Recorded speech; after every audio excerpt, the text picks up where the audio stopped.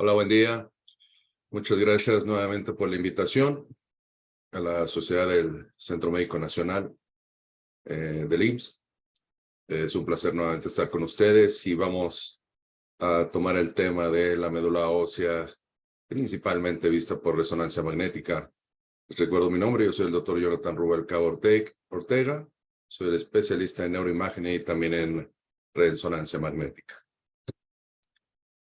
¿Cuáles son los objetivos de esta charla? Vamos a reconocer tres grandes objetivos, que son identificar los patrones de la médula ósea normal por resonancia magnética.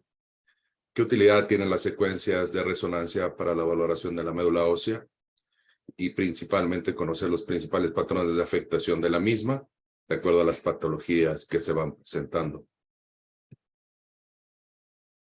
En forma general, la médula ósea por resonancia magnética se logra identificar en estudios de resonancia en la columna vertebral, las pelvis extremidades, y habitualmente nos encontramos patrones de médula ósea muy heterogéneos que tienen una gran variabilidad, pero que tienen patrones normales, los cuales hay que ir identificando, principalmente en las estructuras óseas que se identifican en los dibujos de abajo, tanto en la columna vertebral, en los huesos largos como el fémur, el húmero, en las costillas, obviamente en los huesos largos de las extremidades, en la pelvis y en el sacro.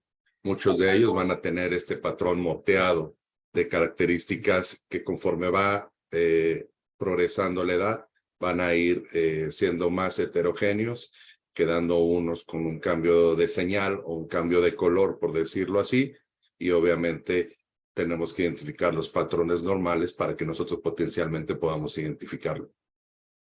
Esta distribución y aspecto de la médula ósea se da principalmente en el esqueleto apendicular y axial.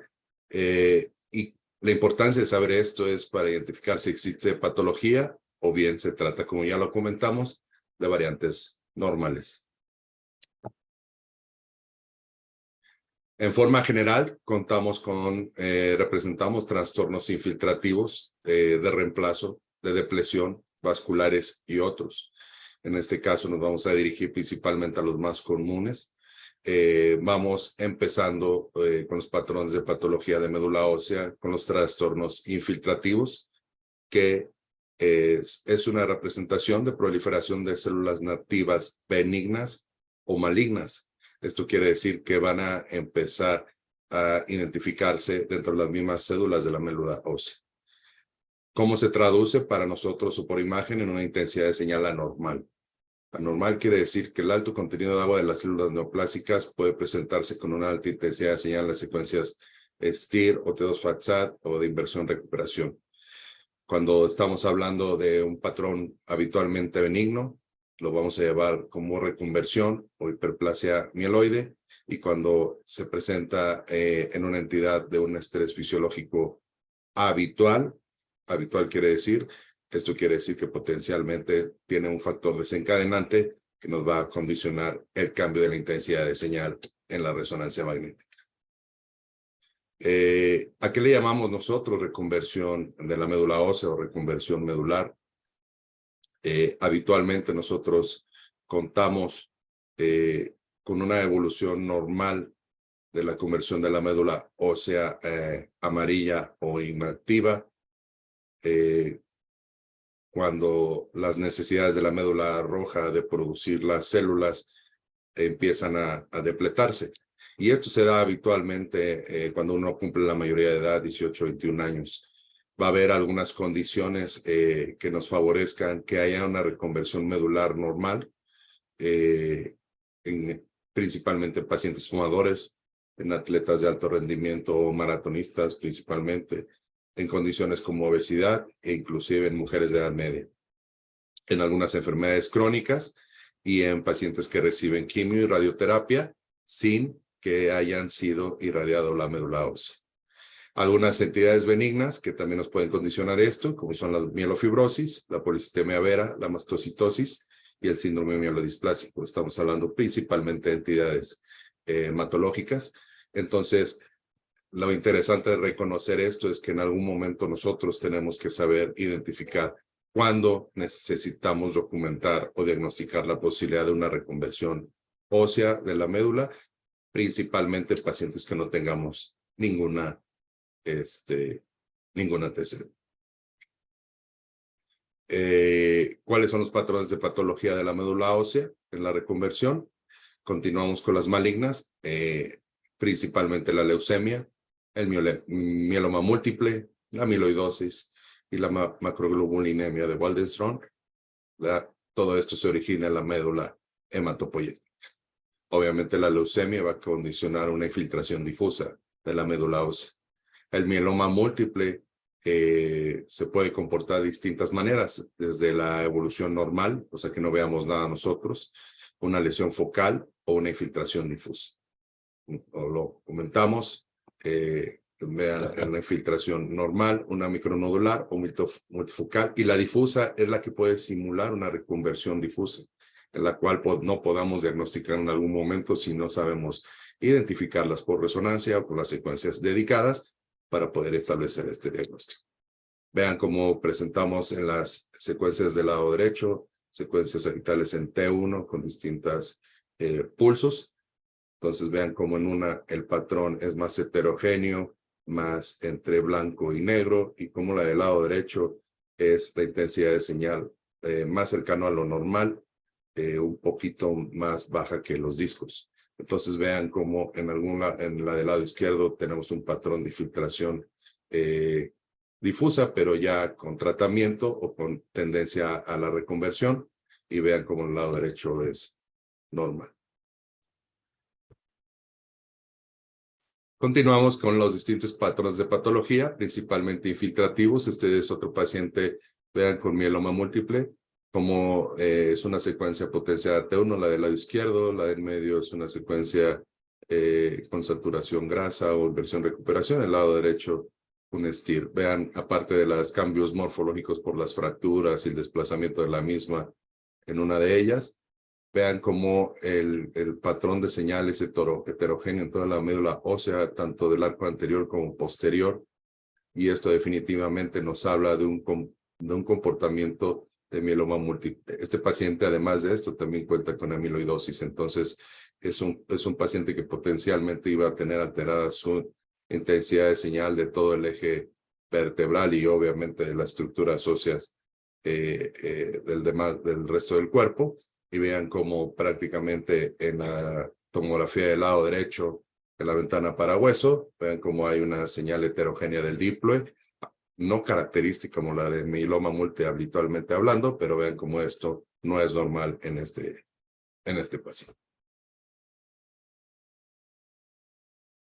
Estos son otros ejemplos de mieloma múltiple. Vean cómo la intensidad de señal de las secuencias de arriba es un T1 y un STIR de la columna cervical. Vean cómo en algún momento se observa prácticamente ocupado ya por cambios por sustitución grasa, algunas zonas heterogéneas, hipointensas, las cuales nos hacen sugestiva de que aquí la enfermedad va a ir disminuyendo. En la secuencia STIR no vemos alguna alteración en forma evidente, salvo a lo mejor en el cuerpo S5 una lesión ahí evidente que sería probablemente aún todavía infiltrativa. Vean en la secuencia de abajo de la columna lumbar, este es un T1 y este es un T2.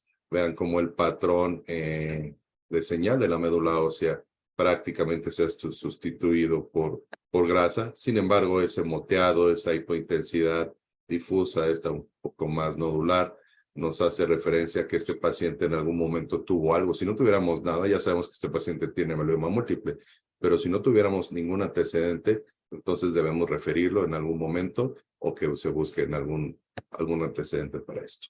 Vean en las secuencias de la columna dorsal, la secuencia T1, el STIR y las secuencias T2, pues prácticamente la médula espinal se observa normal, pero vemos el mismo patrón, pero este sí un poco más marcado. Es un patrón heterogéneo de aspecto parchado o moteado de las estructuras óseas, las cuales se hacen representativas, más evidente con caída de la señal en las secuencias T1, con aumento de la intensidad de señal en las secuencias STIR, y en las secuencias T2, pues prácticamente se visualizan igual. Entonces, definitivamente en la secuencia ST2 podemos perder en algún momento, cuando no es así el patrón de afectación tan difuso y tan evidente, podemos perder algo de afectación y certeza dentro de nuestra visualización de los estudios. Como ya sabemos, pues también algunas de las lesiones del mieloma múltiple se pueden comportar con lesiones expansivas plasmocitósicas, como en este caso en el arco posterior, en la transición cervicodorsal, y más evidente en la lesión, estas son lesiones focales, en el arco anterior de la columna dorsal alta, donde se involucra tanto el arco anterior como posterior, y en forma secundaria favorecen estenosis central del conducto raquídeo y comprimiento de la médula espinal. Entonces vean cómo nuestra secuencia T1, el resto, y obviamente también de la secuencia STIR, el resto de las estructuras óseas pues, potencialmente no tienen una afectación muy evidente, al menos con las secuencias que tenemos, pero bueno, con estas lesiones tan expansivas, nuestra primera sospecha es que sea una enfermedad mieloproliferativa focal dirigida a estos segmentos. ¿Cuáles son los otros patrones de patología de la médula ósea? Pues los trastornos de reemplazo, y estos se dan principalmente por infiltración por células que no existen, como en la osteomelitis, en los tumores óseos primarios, en las metástasis o en los linfomas. En la osteomelitis, ¿qué es lo que pasa? Pues obviamente las células inflamatorias se involucran en las células de la médula ósea para condicionar la ocupación y los cambios de intensidad del hueso a este nivel. En las metástasis, obviamente, se involucra principalmente la médula roja por el alto suministro de sangre y obviamente por la diseminación hematógena que pueden tener los implantes secundarios. ¿Cuáles son los lugares más habituales de implante secundario? Pues son las vértebras, la pelvis, los huesos de la pelvis, el fémur en las metáfisis, habitualmente proximal, y en el cráneo. Entonces vean como en la imagen de la derecha tenemos dos ejemplos, uno de osteomelitis, pues hay un proceso inflamatorio por osteomelitis y discitis asociada en los segmentos de la columna dorsal baja, con erosión ya de las plataformas y en una colección paravertebral tanto anterior como interraquídea posterior, aunque esta parece más granulomatosa que una colección licuada, pero bueno, esto favorece que definitivamente hay un componente interraquídeo en el cual nosotros tenemos que involucrarnos. Ya sabemos que la etiología más común es el staph, sin embargo, tenemos que diferenciarlos de algunos otros bichos en los cuales pueden estar involucrados en este lado. En el lado derecho, pues vean lesiones nodulares, prácticamente blásticas en las estructuras del arco anterior de la columna dorsal que nos hacen por el comportamiento evidente que hay implantes secundarios, obviamente de los primarios más comunes, que pueden ser uno de próstata. En la osteomelitis, aparte de los cuerpos vertebrales y de los discos, no hay que olvidar también las articulaciones, como en este caso es la articulación C1, C2, donde tenemos una osteomelitis y obviamente una artritis séptica por el componente sinovial. ¿Y qué es más lo que pasa? Tiene componente inflamatorio periarticular. Aquí en la secuencia contrastada se nos escondió un poco, pero vean en la secuencia axial como todo esto se hace evidente con un importante reforzamiento, y en la tomografía que se hace también hay una destrucción ya muy evidente sobre esto. Este paciente ya con los estudios paraclínicos se determinó que era una osteomelitis streptocócica. Entonces, esta también las pongo principalmente para que ustedes puedan hacer evidentes dónde pueden estar las patologías. La unión cráneo-cervical muchas de las ocasiones se pierde para el radiólogo que está revisando un estudio. Habitualmente se van por la enfermedad degenerativa discal. Definitivamente les pido por favor que revisen en forma general todo su estudio, y a lo mejor empezando por la unión cráneo-cervical, para ver si no hay alguna alteración aquí y que potencialmente la podamos obviar y perder, y obviamente se perdería también en nuestro diagnóstico. en la unión craneocervical. Vean como este paciente pues, prácticamente en la secuencia T1 y T2, si somos un poco concluyentes, a lo mejor no le diríamos nada, pero volvemos a lo mismo. Podremos ver todo el demás eje óseo, nunca vemos por sustitución grasa, a lo mejor los discos a este nivel, pero aquí nos llama la atención algo, algún cambio en la señal, las secuencias T1, en las cuales nosotros no estamos documentando esto. Entonces vean cómo el edema que se observa en las secuencias con el pulso de saturación grasa es muy evidente, aunque no hay una alteración franca en la articulación, no está subluxada, no hay una colección o componente, vean a lo que evolucionó este paciente, ¿no? El paciente de abajo, también vean cómo no hay, aquí sí hay una alteración franca y una pérdida y destrucción tanto del cuerpo como de la punta del odontoides, con importante reforzamiento, sin aparente involucro del arco anterior de C1. Entonces, a este paciente ya cuando se le realizó el PET, pues obviamente era una lesión hipercaptante y se estableció la posibilidad de un implante secundario de etiología por determinar. Como ya lo comentábamos, la espondilodicitis, por favor que no se les olvide, es en el paciente del lado izquierdo, es una secuencia T2, este es otro paciente. Vean cómo ha ido evolucionando y cómo en algún momento estos cambios morfológicos, si son cruentos y de rápida evolución, los cambios erosivos y con pérdida de la morfología, esto nos va a dar lugar a que esto se condicione por la etiología de Staphylococcus. Entonces, definitivamente esta es una de las secuencias. Por ahí tengo algún caso que no logré encontrar. Cuando ustedes encuentran una tomografía que potencialmente se encuentre gas dentro del cuerpo vertebral, una de las etiologías que hay que buscar es salmonela, aunque no es común, pero bueno, prácticamente podemos tener otro. En el paciente de la derecha, vean como en la columna dorsal alta tenemos los mismos cambios, aunque todavía no tenemos cambios morfológicos evidentes, pero ven como si hay una osteomelitis de los cuerpos vertebrales y una disitis asociada.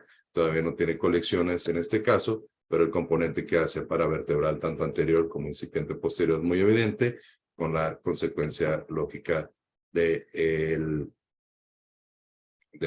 la estenosis central del conducto raquídeo. Como ya lo mencionamos, las metástasis, ¿cuáles son los primarios más comunes? El cáncer de mama, de pulmón, próstata, linfoma, las lesiones malignas del sistema gastrointestinal, el melanoma, páncreas, tiroides y el carcinoma. Entonces, veamos cómo en algún momento se pueden comportar estas. En las imágenes de este lado, pues son lesiones francamente con que la señal en secuencias T2 tienen en algún momento un reforzamiento, algunas de ellas heterogéneo, pero bueno, estos son implantes de un paciente con cáncer de próstata.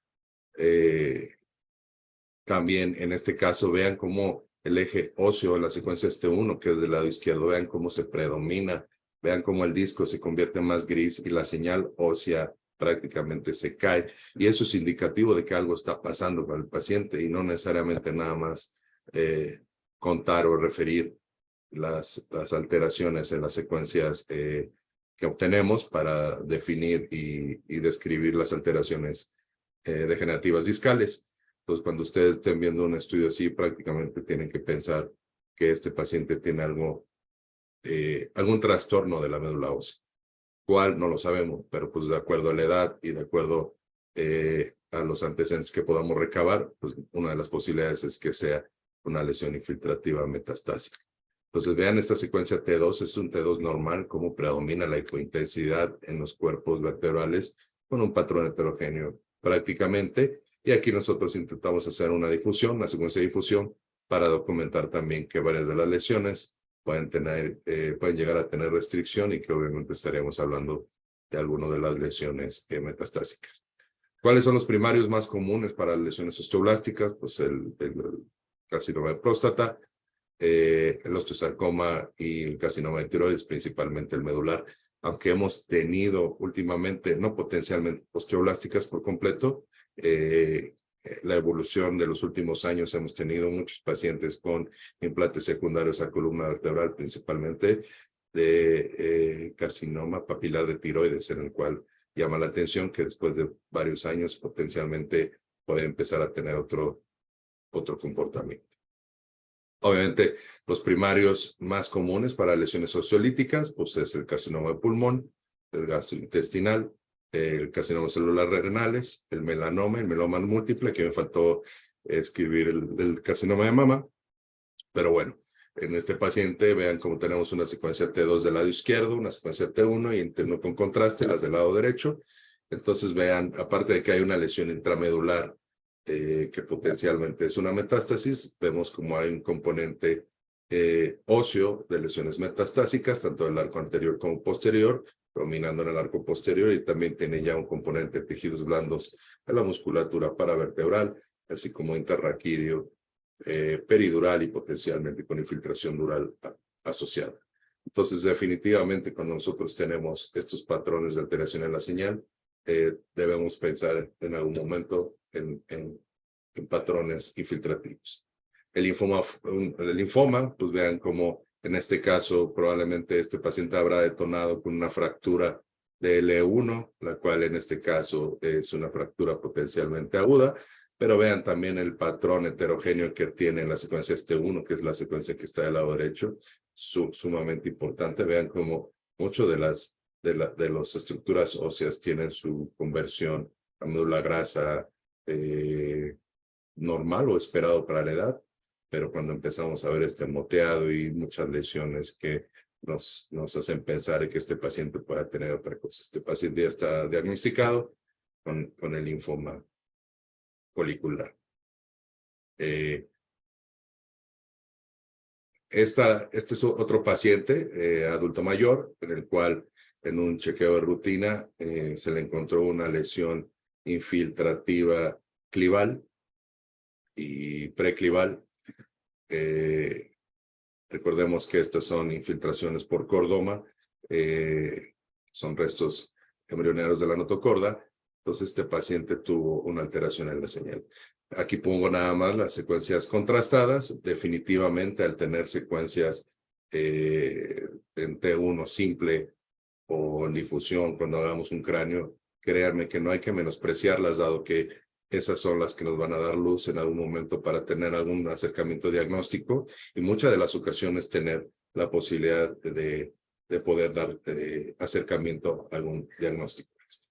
Este es otro caso que tenemos ahí. Este es prácticamente un quiste óseo neurismático del arco posterior. Vean la lesión expansiva con múltiples lóculos que hace nivel, que prácticamente por eso mandaba en el estudio, pero bueno, esta es una lesión focalizada, no potencialmente a una alteración en la médula ósea. Esta de igual manera, vean, esta es interesante, me gusta ponerla para que sea como cuestión de aprendizaje. Esta es una lesión por tomografía, es una lesión lítica que involucra el clivus, más hacia el lado derecho. Cuando hacemos el estudio de resonancia magnética, esta lesión, aparte de ser un poco heterogénea en secuencias T2, predomina su hiperintensidad en secuencias T1. Entonces involucra prácticamente parte del clivus y el apex petroso, y cuando se hace la resección, pues obviamente contamos que es un granuloma de colesterol, y para que se lo lleven a casa, el granuloma de colesterol es el principal diagnóstico diferencial de las lesiones líticas del apex petroso. ¿Cuáles son los otros patrones de patología de médula ósea? Los trastornos de depresión, que estos se caracterizan por pérdida de médula roja focal o difusa, ya sea causado por quimioterapia, radioterapia o anemia plástica e idiopática. Este patrón, pues obviamente nos va a condicionar que prácticamente se pierda toda la médula roja que pueda tener y que sea sustituida por médula amarilla o por grasa. En este caso, contamos con que los cambios por sustitución grasa del componente de la articulación sacrocoxígea, y ven como de la secuencia de la columna dorsal. Esta es una secuencia T1, vemos cómo son fracturas por insuficiencia, dado que no tenemos alguna otra alteración evidente que nos pueda sugerir otra patología.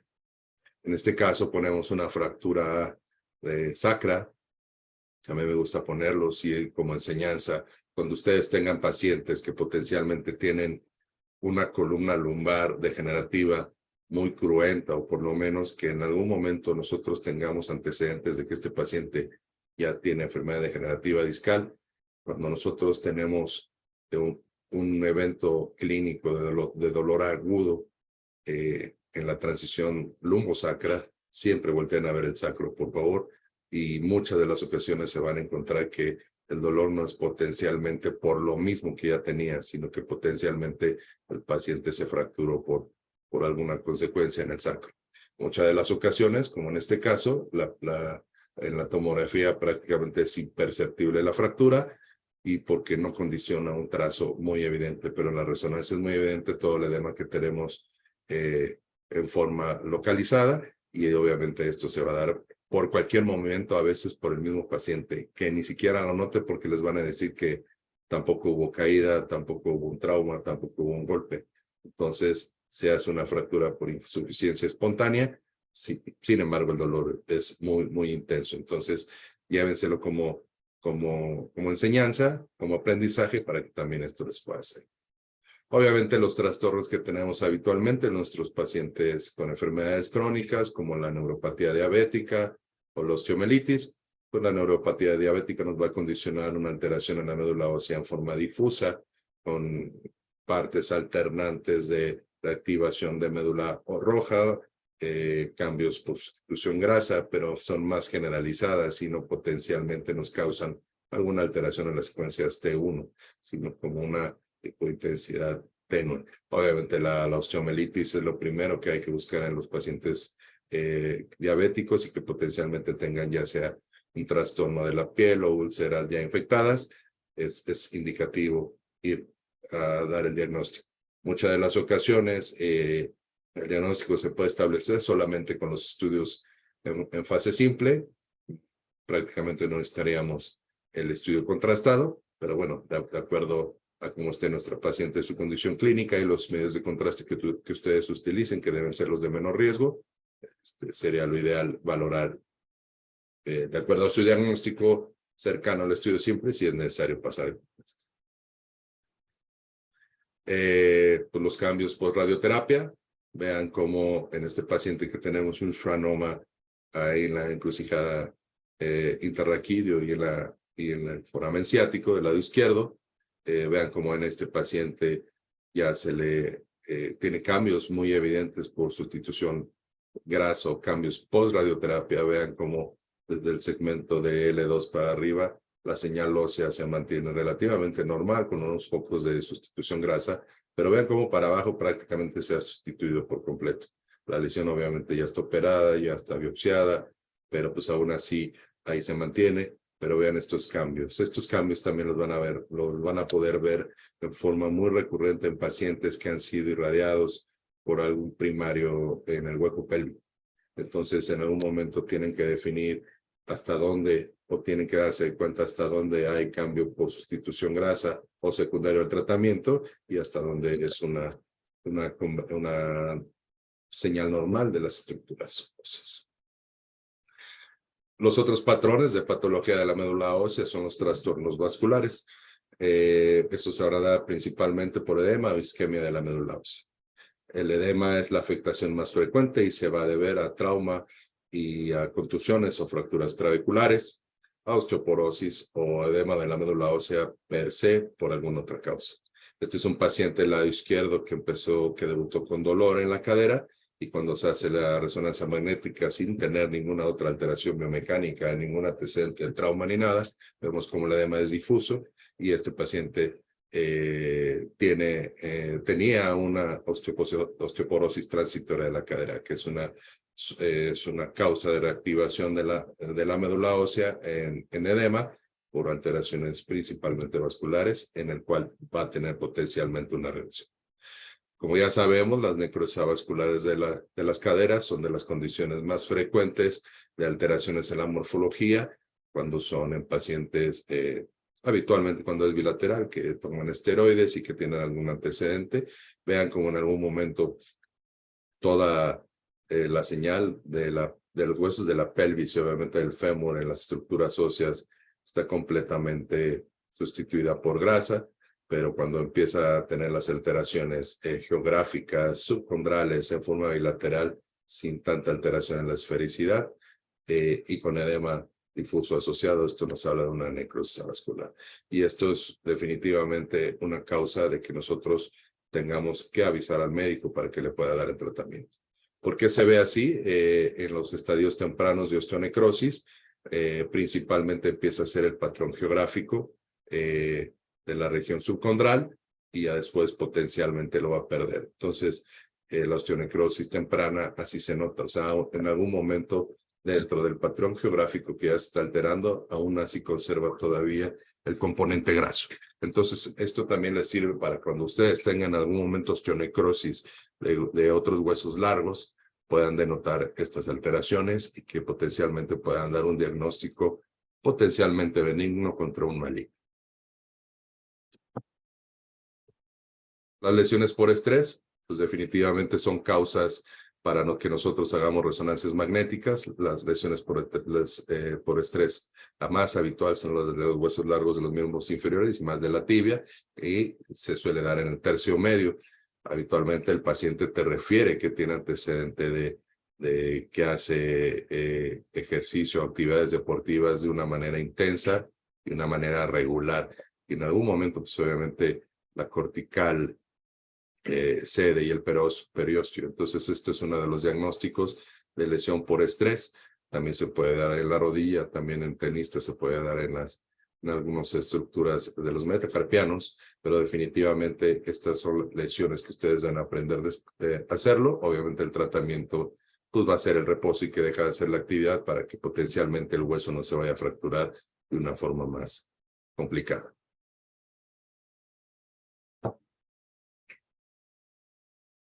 Estas son las fracturas agudas. Vean cómo en algún momento tenemos, cuando hay una disminución, independientemente de que nosotros tengamos la causa, pues cuando hay una disminución de altura y que sean por insuficiencia o por un trastorno secundario patológico, pues definitivamente son las que tenemos que definir. Nuevamente les insisto que nunca subestimen la secuencia ST1. Es una de las secuencias en las cuales nos va a poder dar más luz a nuestro diagnóstico para poder interactuar con las demás secuencias o poder sugerir algunas más. En los cambios degenerativos que tenemos, pues ya saben que tenemos los cambios MODIC, que son cambios degenerativos de los platillos vertebrales, y como todos ya prácticamente se lo saben, es el cambio 1, 2 y 3 de las plataformas. Están descritos en la columna lumbar. Muchas de las referencias también los describen en el resto de la columna cervical y dorsal, que prácticamente se comportarían de la misma manera. Recordemos que el cambio MODIC tipo 1 hace referencia al edema, el cambio tipo MODIC 2 a la grasa y el cambio, en este caso, y el cambio tipo MODIC 3 a la esclerosis. Es prácticamente, por lo menos su servidor, el cambio MODIC tipo 3 prácticamente nunca lo describo porque pues esclerosis en muchas de las enfermedades degenerativas los tenemos en forma muy evidente. Independientemente de los cambios degenerativos de la enfermedad degenerativa discal y de los componentes degenerativos artropáticos del arco posterior, pues es importante que lo conozcan porque esto también traduce en algún momento qué tanto va avanzando para el clínico y qué tanto afectación va teniendo en su componente axial el paciente para que ellos puedan tener una determinación en cómo actuar. Trastornos vasculares, como ya lo dijimos, como son la osteoporosis o la enfermedad de Payet. La enfermedad de Payet llega a tener varias fases, principalmente la expansiva, la de reparación, la remodelación, y que definitivamente hace que el hueso se vea así. La osteoporosis, pues ya prácticamente ya la comentamos, y aunque no debemos decir el diagnóstico de osteoporosis por ningún método de imagen, pues prácticamente ustedes pueden decirlo como osteopenia o disminución de la densidad generalizada o cambios generalizados por la sustitución grasa. Este es otro paciente con platispondilia y mucopolisacaridosis. Esto nada más para que ustedes vean cómo se ve.